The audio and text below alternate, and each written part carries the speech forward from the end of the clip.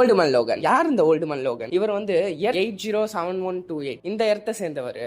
இவரோட ஆர்ஜின் ரொம்ப பாவமாகவும் இருக்கும், அதே நேரத்தில் உள்வரின் நினைச்சா இதெல்லாம் பண்ண முடியுமாங்கிற மாட்டமும் இருக்கும். மிஸ்டீரியோவோட இல்யூஷன்னால உள்வரின் தான் கூட இருந்த எக்ஸ்மென்ஸ் எல்லாரையுமே போட்டு தள்ளியிருப்பாரு.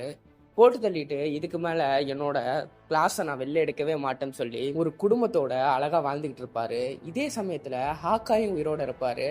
அதே மாட்டும் இந்த உலகத்தை ஆட்சி பண்றது நம்ம ப்ரூஸ் பேனர், இந்த மாஸ்டர் ஆல்கா இருப்பாரு. மாஸ்டர் ஆல்கோட ஸ்டோரி லைன் 2 எர்த்லயும் நடக்கும்.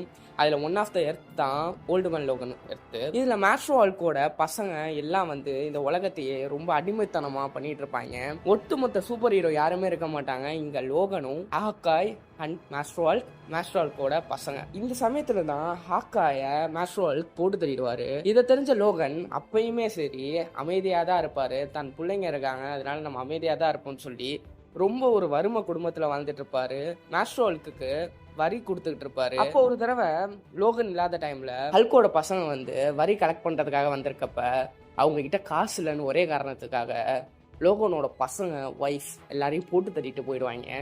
இதை தெரிஞ்ச ஓல்டுமேன் லோகன் தேடி தேடி ஹல்கோட பசங்களை போட்டு தள்ளிட்டு கடைசியில மாஸ்டர் ஆல்க்கு முன்னாடியே போய் நிற்பாரு.